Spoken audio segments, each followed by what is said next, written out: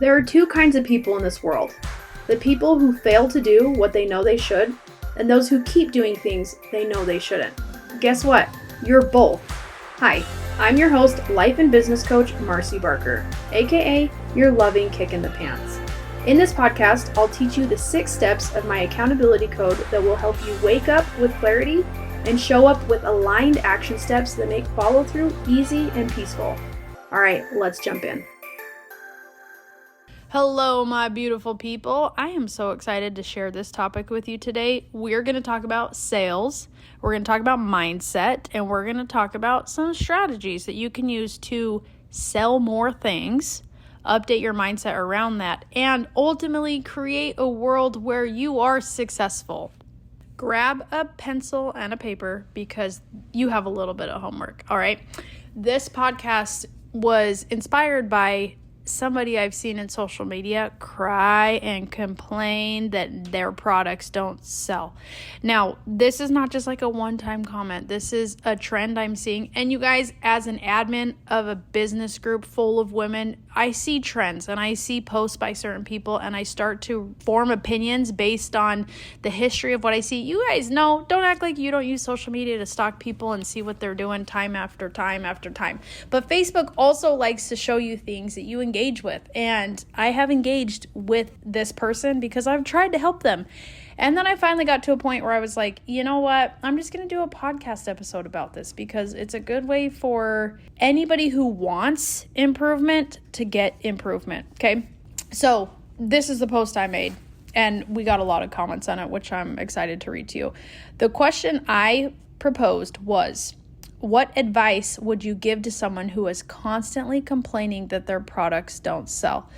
All right, now, before we dive into the answers, I want you to just pay attention to the emotions that pop up, because if you have ever been discouraged by people not buying your stuff, that you're going to hear some stuff in this podcast that will give you hope, but there's also probably some things that might hit a sore spot for you. I have been in a place where people don't buy my stuff, okay? I know how it feels.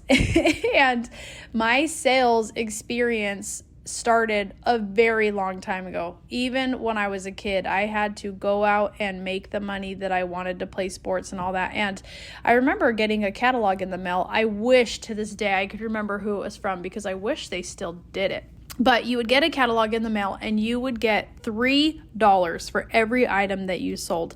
And I remember taking this catalog to all of my neighbors and was like, do you want to buy stuff? I'm earning something for blah, blah, blah. And they're like, is this for school? And I'm like, no, I just do this because I want to. And that impressed people because it showed that I was willing to work for something, but also what made me different is that because it wasn't for a school fundraiser, nobody else was selling stuff door to door as a kid.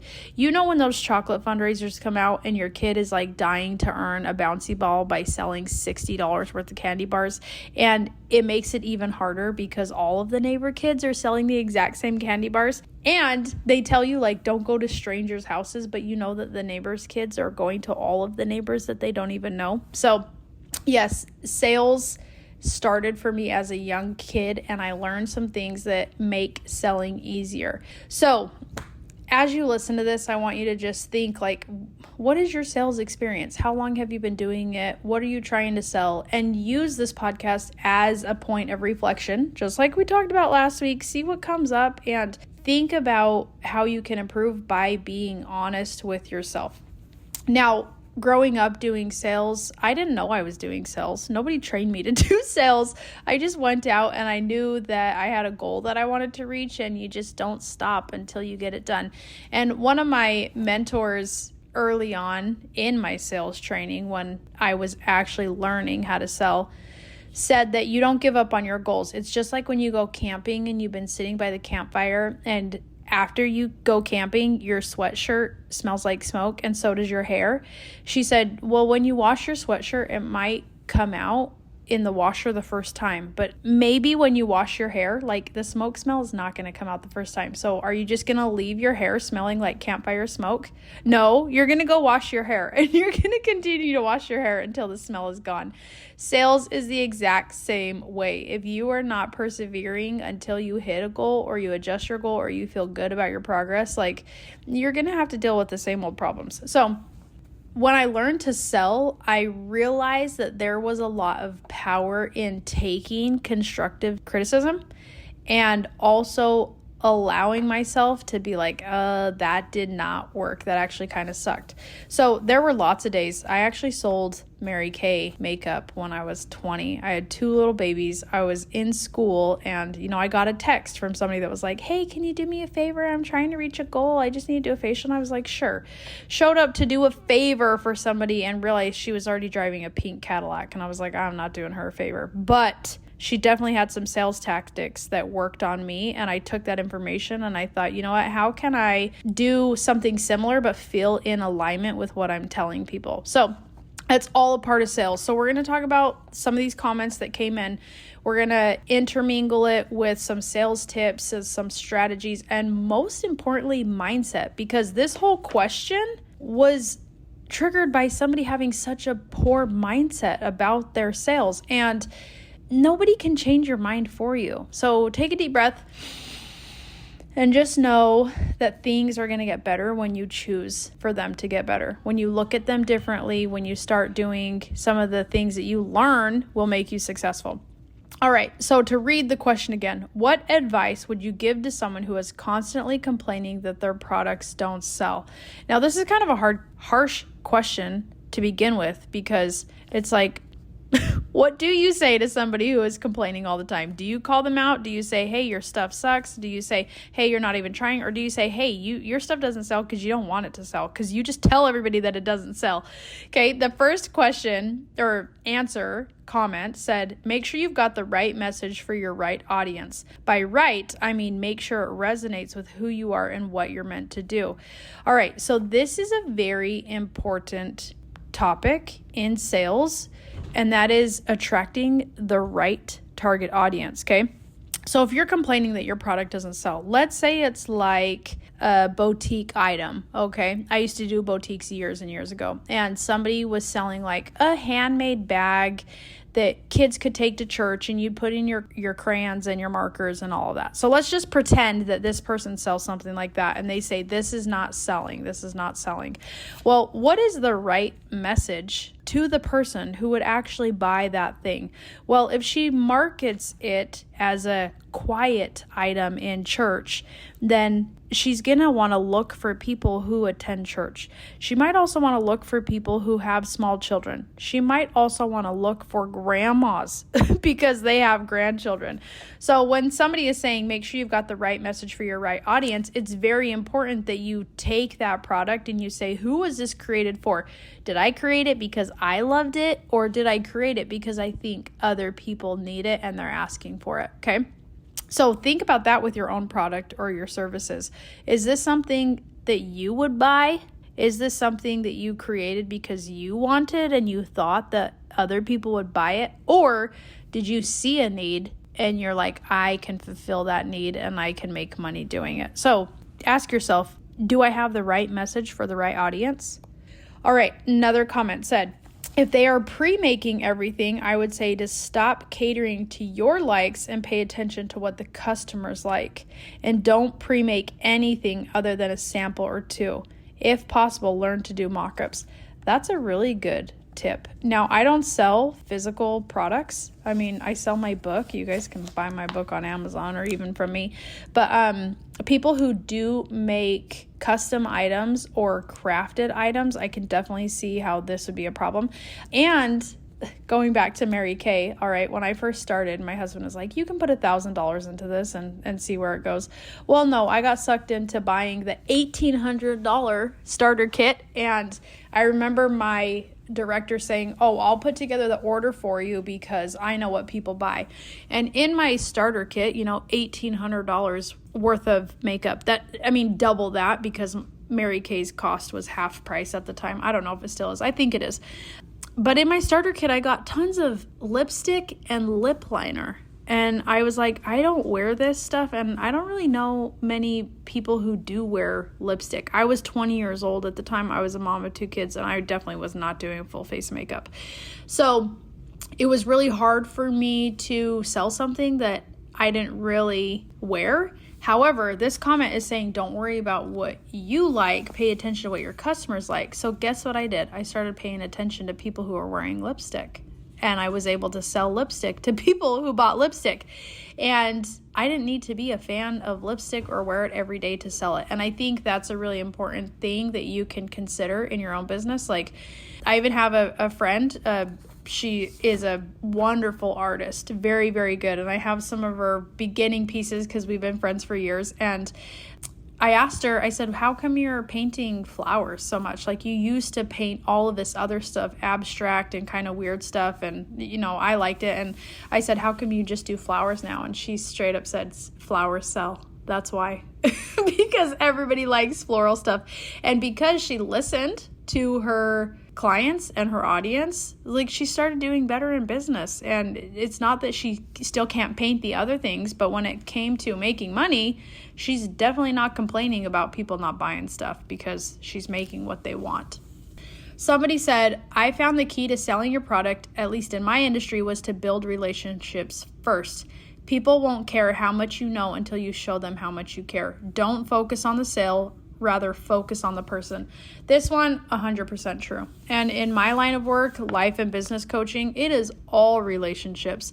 Every once in a while, I get somebody out of the blue who purchases from me pretty quickly when I don't know them, but they've been following me for a long, long time. That's because I focused on relationships. I have focused on the message that people want to hear, and I'm providing value to people without asking for any money. And that works for me because that's what I want to do. That is how a relationship is built, because when people do their first call with me, even for free, it requires their investment of time and honesty.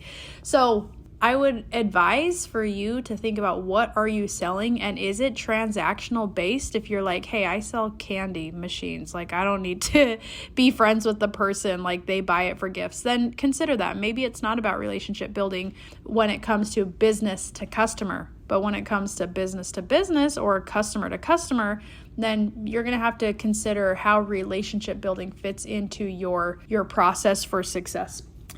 Somebody said, stop trying to sell, but instead educate people on your product and what sets you apart. So this is really good too. This one could be a whole nother podcast in and of itself, because not selling, but selling is an art that has a lot of different aspects to it. Some people will teach you how to ask and answer all the right questions so it doesn't seem like you're selling, but in the end, what you're really trying to do is to convert people. But I feel like a lot of people, especially on social media, they go on social media and they just start posting about their sales or their deals or their products, and they haven't learned how to provide value in a way that attracts people to them and their message. So I really like that one. Stop trying to sell, but instead educate people, because that's a very surface level answer that's easily understood. And then when you get to the point of you are providing value, but you're not converting as many customers or clients as you want to, then you can get into the deeper stuff of how to guide relationships that are focused on the outcome that you can provide to them. Hey listeners, the message of waking up and showing up is yours for the taking. In fact, it's free. I've recorded my entire audiobook and I'd love for you to consume it between episodes. Head to marcybarker.com to get instant access to the accountability code Wake Up and Show Up. All right, let's jump back in.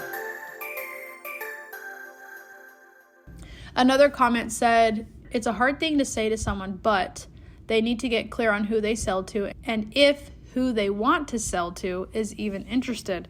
That's a really good point too, because maybe people go out with a product and they're like, I have this thing for you, this would be really great. And then they propose it to a friend, a customer, or a client, and they're like, I don't even like this. I don't want that. Thank you.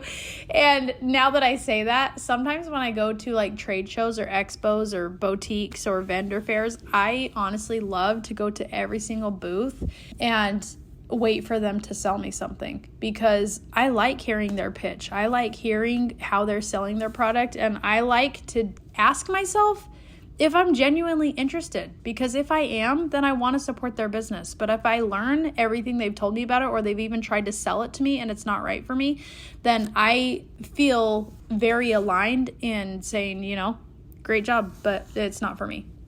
And that is a really important skill to learn, especially on social media too. You have tons of people messaging you, people who are doing it wrong, in my opinion, cold messaging you. And it's so much easier to move forward if you just tell people, hey, I'm not interested. Please don't contact me regarding this again.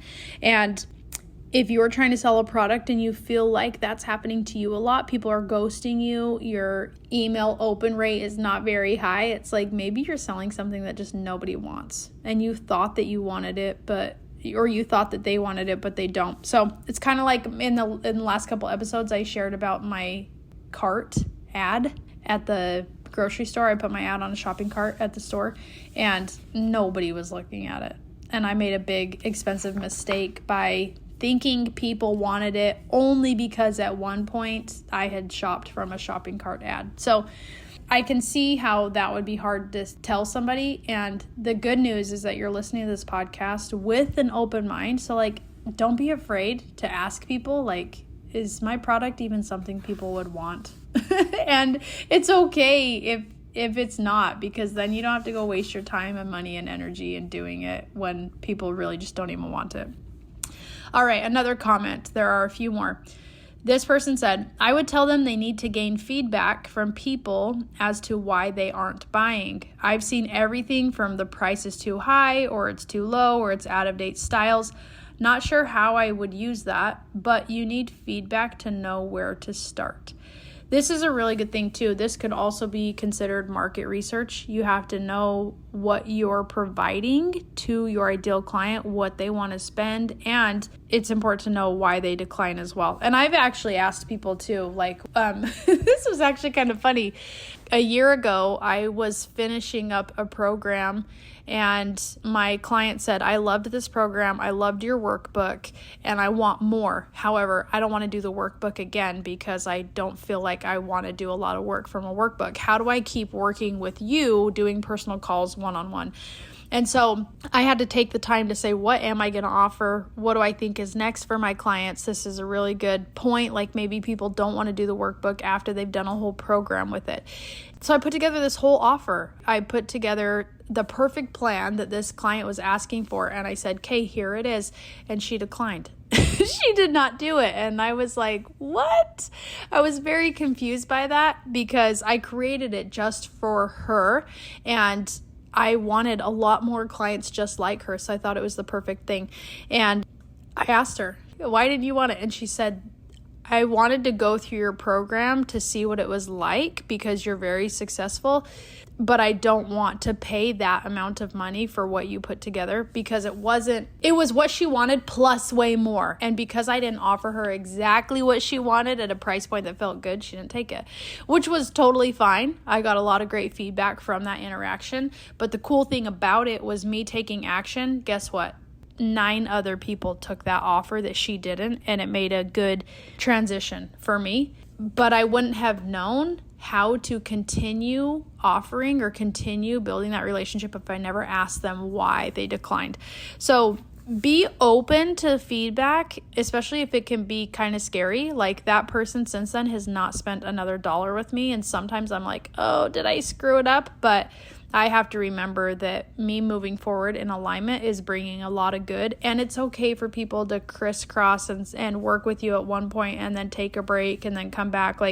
It's totally fine. But asking for that feedback and understanding it is a really, really good way to grow in your business and to ensure that you keep relationships even when people are done working with you or even when people walk away. Because as a business owner, I just want to caution you, you don't want to just be friends with people who are paying you because it's not a fun way to live your life.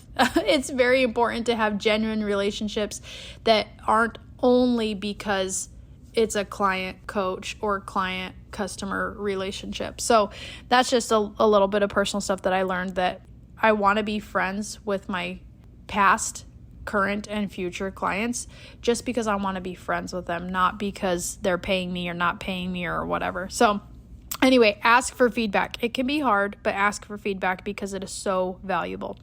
All right, 2 more.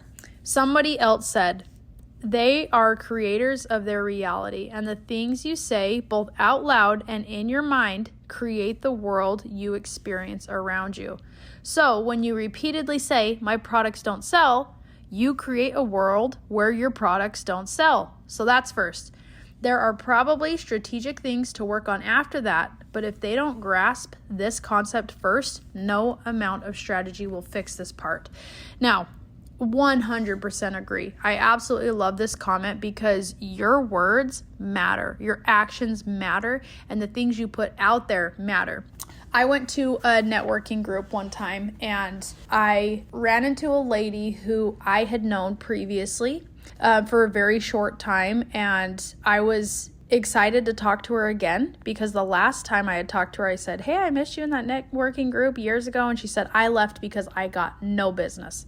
The whole time I was in that business group, I got no business. That's why I left. And I was like, oh, okay, well, I hope this next networking group that we met in again was better. And so we went around the room and she introduced herself and she said, hey, this is me. This is what I do. And people are like, okay, what's your next goal? And she said, well, I'm living in the shadow of so-and-so. And I'm tired of it. They're always doing this and I can't seem to get ahead. And this is my problem. And I was just like, oh my gosh, red flag. Because she went into a room full of prospects and collaborators and business relationships. And she instantly painted a picture of failure and struggle for them. And in that moment thought, I don't ever want to say anything about myself that I want people to have that be the first impression of me, because everything that they think or say or do in relation to me is going to be based on that first thing they heard about me, which happened to be negative. So keep that in mind. This has taken me a lot of time to figure out and to practice, because there's times where you want to introduce yourself and you kind of just need somebody to talk to or to vent to. And if it's negative, you are once again repeating negativity in the world. Now, that is not saying you can't have problems and talk about them with people, but there should definitely be a deadline on when you choose to change the perspective and the narrative on your situation. So I try to remember that. I said it in a mastermind once and it stuck with me. Just don't ever say anything about yourself that you don't want people to repeat about you, especially a first impression. Like when you go into a new place, you have a new opportunity to say, here's who I'm going to be. Not here's what I want them to think about me, but genuinely say, here's who I want to be right now. Starting right now in this moment, here's who I want to be. So understand, like if you are out there saying my products don't sell, this is my problem, and you say it not just to 1 or 2 people, but you say it to 30 people in 10 to 15 posts, it's like now you just became known as the person with products that don't sell. and everybody knows you as that person. And the sad part is that we have the power to do this to ourselves. And I want you to know, if you have had a belief for a long time that is negative, I'm going to challenge you and ask you, are you ready to change it? Are you ready to have it not be that way? Because you have the power to change it, to create something new, and it's going to start by your words and your thoughts. Okay, last comment. Building relationships with clients, potential clients, and the general community of your target audience goes a long way, in my opinion. Word of mouth is powerful. There's a reason referrals are called the greatest compliment a business can receive. People who feel genuinely seen and cared for are more likely to become customers and return customers. So this is really, really great. I learned years ago, before I sold Mary Kay, I actually got married at 18. Some of you know that. But when I got married, my husband was working I guess you could call it an IT company. They do a ton more now. It's still a company that he's with. But he got busy in doing support like customer support, and he didn't want to do that. And he said, I want to program more, so you should come and do support with me. And I was like, I don't think I want to do that. But I did, and I worked with him, and that company makes millions of dollars now. It's kind of like my little baby. And one thing I remember the boss saying is that it is so much cheaper to retain a client than it is to go out and get a new one. And I thought, that is very clever. Like, makes a ton of sense. Like, you already have somebody in your circle paying you who values you. Why not put more time and effort and energy into those people? So along with relationship building, this is just a really good way to show your gratitude and your support for people who have your back. And I think when it comes to products or services that don't sell, if you put the time into thanking those supporters, even if they didn't support you with their dollars, but if you can thank the people who believed in you and supported you, then that's going to be a really good way to continue creating something positive.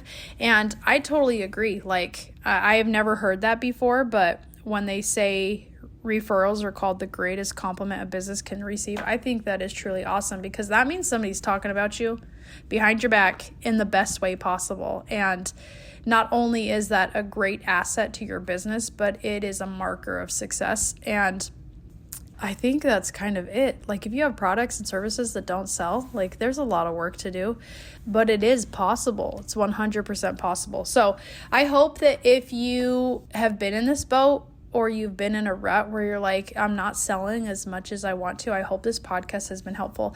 And if you want specific, narrowed down feedback of your own personal situation, I would love more than anything to take you through the accountability code and help you brainstorm ways on how you can change and update what you're doing. My only rule, you've heard this before, is you have to be honest. So book a call with me if you are open and you are honest and you are ready to seriously change your outlook and your strategy to get some stuff done. Other than that, I hope you have a fantastic day, and just remember how powerful you are in creating your mindset and creating a world where everything works in your favor. You are powerful, and it's totally possible. Hey friends, I want to thank you for listening to this episode of Your Loving Kick in the Pants. If you got any value out of this episode, I would love for you to drop me a review or share with a friend what you learned. All right, I'll see you next Wednesday for Your Loving Kick in the Pants.